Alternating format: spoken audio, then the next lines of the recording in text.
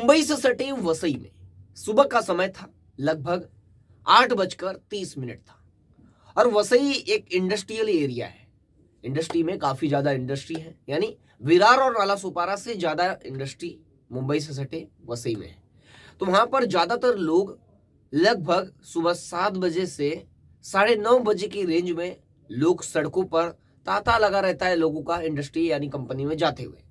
तो वही 8:30 के टाइम ड्यूरेशन में एक लड़की भागते हुए आती है, यानी पीछे उसके एक लड़का था और हाथ में रिंच लिया हुआ था और एक लड़की आगे भाग रही थी, अपने आप को बचाने की कोशिश कर रही थी उस लड़के से, और लड़का उसके पीछे भाग रहा था।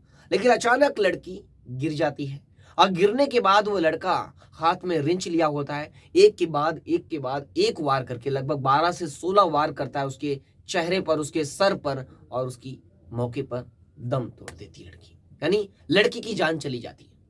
अब इस केस में जब इस केस का वीडियो, यानी ये जो वीडियो सोशल मीडिया पर जो लोग वहां पर मौजूद थे उन लोगों ने रिकॉर्ड किया, किसी ने बचाने की कोशिश नहीं की।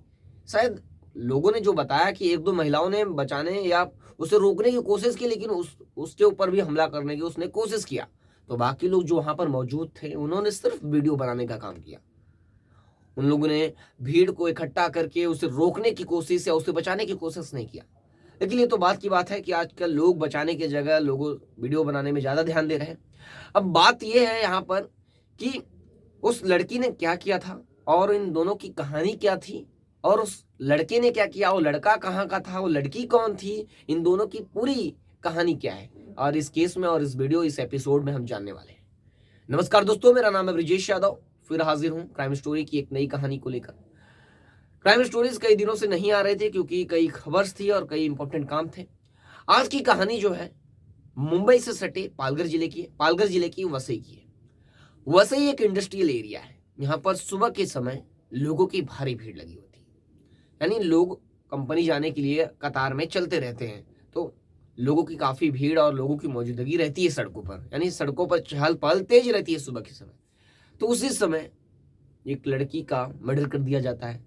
लोग तमाशा देखते रह जाते हैं और लड़की का मर्डर हो जाता है। और जैसे ही वो लड़की को रिंच से उसके सर पर मारकर घायल कर देता है और मौके पर दम तोड़ देती है, फिर भी वो लड़का रुकता नहीं है। लड़का उस लड़की के पास बैठता है, वहां पर लड़की के बॉडी के पास, और वहां पर बोलता है, तूने मेरे साथ ऐसा क्यों किया, ये लड़का कहता है। अब जब लड़का ऐसा बात कहता है तो लोगों को लगता है कि इन दोनों का अफेयर है, और इन दोनों की अफेयर है इसलिए दोनों में कुछ हुआ और मर्डर हो गया, ऐसी बात लोगों में चलने लगी। फिर घटनास्थल पर पुलिस की टीम पहुंची, यानी नजदीकी वाली पुलिस स्टेशन की टीम पहुंची और इस केस में जांच शुरू हुई।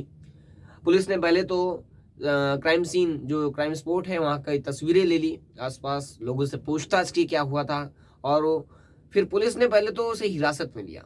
वहां पर जो आरोपी है लड़का, वहां पर बैठा ही हुआ था, उसे हिरासत में लिया। पुलिस ने जब उससे पूछा कि ऐसा क्यों किया उसने, तो वहां पर उसने कुछ बोला नहीं। पुलिस ने उसे हिरासत में लेकर वाली पुलिस स्टेशन भेज दी, और फिर पुलिस यहाँ पर लोगों से पूछताछ की कि उसने ऐसा क्यों किया, क्या हुआ था, पूरा सीन लोगों, यानी पंचनामा पुलिस कर रही थी। अब यहाँ पर क्या होता है, पुलिस ने अपने बॉडी को, जो आरती यादव थी, जो लड़की मरी उसका नाम आरती यादव था, और जो लड़का मारा उसका रोहित यादव नाम था। रोहित यादव, आरती यादव, इन दोनों का नाम पुलिस को पता चला। अब पुलिस ने लड़के से पूछताछ शुरू की, क्योंकि लड़का भागा नहीं वहां से, यानी मर्डर करने के बाद लड़की का बकायदा एक कंपनी है सामने, जिस रोड पर मारा उस सामने ही एक गाला है इंडस्ट्री, और बाद सीढ़ी लगी हुई थी, उस सीढ़ी पर बैठकर वो इंतजार करता रहा, देखता रहा क्या होता है, और उस लड़की को देखता रहा, और वो गुमसुम एकदम डरा सहमा गुस्से में वहां पर बैठा हुआ था। अब पुलिस उससे जब पूछताछ करती है कि ऐसा उसने क्यों किया, ऐसा कदम क्यों उठाया, और उस लड़की को इतनी बेरहमी से पाने से, लोखंड के पाने से लगातार सर पर और चेहरे पर वार करके उसको क्यों मारा, तब वो कई केस और कई कहानियां सामने आती है। मीडिया रिपोर्ट्स की माने तो इन दोनों का अफेयर था लंबे समय से। कहानी की शुरुआत हमें लगभग 2-3 साल पीछे जाना पड़ेगा। 2-3 साल पहले ये लोग नालासोपारा में रहते थे। नालासोपारा में इन दोनों का परिवार एक ही मोहल्ले, एक ही लोकेलिटी में रहते थे। रोहित यादव भी और ये लड़की आरती यादव भी। आरती यादव का पूरा परिवार था। आरती यादव की भाई बहन और माता पिता सब साथ में रहते थे, और रोहित यादव भी उसी इलाके में, उसी मोहल्ले में रहता था।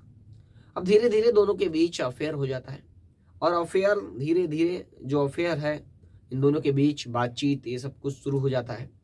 बातचीत होने शुरू हो जाती है, और लंबे समय से बातचीत होने के बाद जो रोहित यादव है वो लड़की को शादी करने के लिए बोलता है कि हम दोनों शादी कर लेते हैं।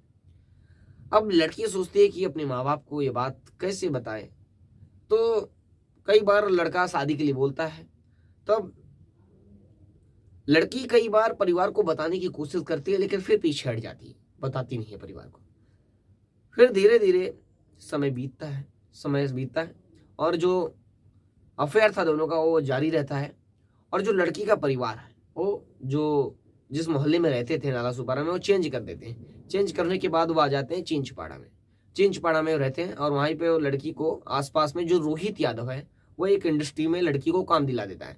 क्योंकि जो लड़की के परिवार की जो आर्थिक स्थिति थी पैसों के मामले में वो काफ़ी कमज़ोर थी। लड़की का कोई घर भी नहीं था, और जो लड़का है उसका भी यहाँ कोई नहीं था। अब लड़के के बारे में पता चलता है कि लड़का हरियाणा का है और उसका नाम रोहित यादव है, और लड़की उत्तर प्रदेश के गाजीपुर जिले की है, शायद ये इन्फॉर्मेशन मिली है। अब लड़की की जो पारिवारिक स्थिति थी, जो आर्थिक स्थिति थी वो काफ़ी ख़राब थी। इसकी वजह से जो रोहित यादव है उसे किसी इंडस्ट्री में काम पर लगा देता है, उसे भी 10-15 हज़ार रुपये मिलने लगते हैं, और उसके परिवार का खर्चा भी चलने लगता है आरती के। अब इन दोनों का अफेयर भी चल रहा था। अब अफेयर में ये शादी की बात बार बीच में आती थी। रोहित आरती को शादी करने के लिए बोलता था, और आरती परिवार को बोल नहीं पाती थी। लेकिन आरती अपनी माँ को ये बात बताती है कि जो रोहित यादव है, जो मैं उससे प्यार करती हूँ और मैं शादी करना चाहती हूँ, हम दोनों एक दूसरे से प्यार करते हैं। ये बात परिवार को जब आरती बताती है तो आरती की माँ कुछ बोलती नहीं है, लेकिन आरती की माँ ये जरूर बोलती है। हमने जब उनके घर पे गए तो आरती की माँ से जब पूछताछ किया तो उन्होंने बताया कि मैंने आरती को बोली कि हमें बताना चाहिए था, ये बात है, शादी की बात है तो हमें बताना चाहिए था, तेरे से क्यों बात कर रहे हैं, ऐसा उन्होंने आरती की माँ ने बोला। फिर आरती की माँ ने रोहित यादव को बुलाया। रोहित यादव को बुलाने के बाद उनसे भी पूछताछ की। अब रोहित यादव से पूछताछ की कि शादी करना है तो हम भी शादी के लिए राजी है, नहीं आरती के परिवार।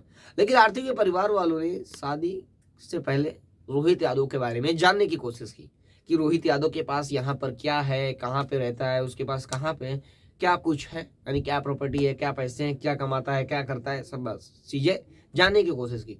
तो पता चला कि रोहित भी एक कंपनी में काम करता है, 15 से 20 हज़ार उसकी सैलरी है। और उसके बाद रोहित को जो आरती के परिवार वाले हैं वो कहते हैं कि एक खुद का रूम ले लो। तो रोहित भी कहता है हाँ मैं खुद का रूम लेने वाला हूँ और जल्द ही ले लूंगा, फिर आरती से शादी करूंगा। तो जो आरती का परिवार है वो राजी हो जाता है, खुश भी रहता है कि खुद का घर हो जाएगा और आरती भी सेटल हो जाएगी, हम भी शादी कर देंगे, क्योंकि रोहित यादव है और आरती भी यादव है। अब इस बात में से कई 1-2 महीने बीतते हैं, इन दोनों का अफेयर जारी रहता है। उसके बाद 2-3 महीने बाद जो रोहित यादव है शादी की बात को लेकर फिर आरती की माँ के पास जाता है कि अब शादी करते हैं। फिर रोहित यादव से आरती की माँ और आरती के पिता पूछते हैं कि जो तुम रूम लेने वाले थे या जो मकान लेने वाले थे वो कहाँ पे है। तो वो बताता है कि मैं मकान तो नहीं ले पाऊंगा, यानी जो रोहित यादव बोलता है कि मैं मकान यानी घर नहीं खरीद पाऊंगा। अब इस बात से आरती के परिवार वाले शादी करने से इनकार कर देते, यानी अब उनको शादी नहीं करनी थी रोहित से, क्योंकि वो रूम या जो घर लेने वाला था वो नहीं ले पा रहा है। अब इस बात से रोहित को काफी बुरा लगा, लेकिन इन दोनों के बीच, आरती और रोहित के बीच अफेयर अभी भी जारी रहा और निराश होकर रोहित चला गया। अब यहाँ पर रोहित के मन में क्या चल रहा था, अब उसके बाद जो आरती के परिवार वाले हैं वो आरती को मना कर देते हैं कि अब रोहित से कोई बातचीत नहीं करेगी और रोहित से मिलना जुलना उससे दूर रहेगी। ये बात प्रेशर डालकर आरती के परिवार वालों ने आरती को मना कर दिया। अब आरती भी जिस काम पर रोहित लगाया था वो काम पर डेली जाती थी, और रोहित से बात करना आरती बंद कर चुकी थी, और रोहित परेशान होता था। वो आरती से बात करना चाहता था, उससे पूछना चाहता था क्या हुआ क्या नहीं। अब आरती उससे बात नहीं करती थी। वो कई बार कोशिश किया बात करने की, लेकिन आरती उसे इग्नोर करना शुरू कर दी थी परिवार वालों ने जो कहा था। अब धीरे धीरे सिलसिला 1-2 हफ्तों तक चला। फिर रोहित एक दिन गुस्से में आया, उसका मोबाइल छीन लिया, मोबाइल छीन कर चेक करने लगा और उसका मोबाइल भी फोड़ दिया। अब मोबाइल भी फोड़ दिया, उसके बाद वो गुस्से में था। उसके बाद इन लोगों ने यानी आरती और आरती की बहन, एक आरती की बहन है, वो भी गई पुलिस स्टेशन, नजदीकी पुलिस स्टेशन, वाली पुलिस स्टेशन में शिकायत दर्ज कराई कि एक लड़का है रोहित यादव, हमें परेशान कर रहा है, हमारी मोबाइल भी फोड़ दिया। उसके बाद रोहित को वालू पुलिस स्टेशन की टीम बुलाती है और समझाती है, और समझाने के बाद कुछ देर बाद 1-2 घंटे बाद छोड़ देती है। ये कहना है आरती की बहन का। अब आरती की बहन कंप्लेन लिखाने तो गई थी कि ये परेशान करता है लड़का, और वाली पुलिस स्टेशन कुछ ही घंटों में छोड़ देती है मोबाइल के बारे में जानकारी लेकर कि मोबाइल क्यों फोड़ा, इसका खर्चा ये वो करके 1-1.5 घंटे में रोहित को भी वाली पुलिस स्टेशन की टीम छोड़ देती है। उसके बाद 1-2 दिन बाद, लगभग इसी जून के महीने में, आज से 4-5 दिन पहले जो घटना घटती है वो काफी हैरान कर देने वाली थी। 15 से 20 जून के बीच रोहित गुस्से में, आरती काम पर जा रही थी, रोज की तरह काम पर जा रही थी। उसी चिंचपाड़ा इलाके में एक गाला है, एक इंडस्ट्री है, उसी में आरती काम करती थी। अब उसी में आरती जा रही थी, रोहित गुस्से में, वहां पर वो भी काम करता था शायद, अब वो भी वहां पर रहता है, और एक गाले से, वहां पर इंडस्ट्रियल एरिया है, जगह जगह मशीनरी का काम होता है, तो वहां पर एक रिंच था, वो भी बड़ा रिंच लोहे का। अब वो रिंच का आगे का हिस्सा काफी मजबूत और काफी वजनदार होता है। उसने उस रिंच को उठाकर लेकर आया और आरती को पकड़ा और उसके सड़क पर गिराकर उसे रेंच ही रेंच लगभग 12 से 16 वार किया, और उसकी मौके पर ही मौत हो गई। लड़की उठ के भागने की कोशिश करती लगी, लेकिन रेंच की जो घाव थी वो झेल नहीं पाई, और एक के बाद एक रेंच मारने से उसके सर पर उसकी हालत खराब हो गई और वो मौके पर दम तोड़ दी। ये कहानी थी कि इस पर आपकी क्या राय, कमेंट करके जरूर बताएं, और ऐसे ही कहानियों के लिए और ऐसे लेटेस्ट केस को जानने के लिए देखते रहे हमारे साथ लगातार। फिर मिलूंगा एक नई कहानी और एक नई घटना के साथ। तब तक के लिए सावधान रहें, सतर्क रहें।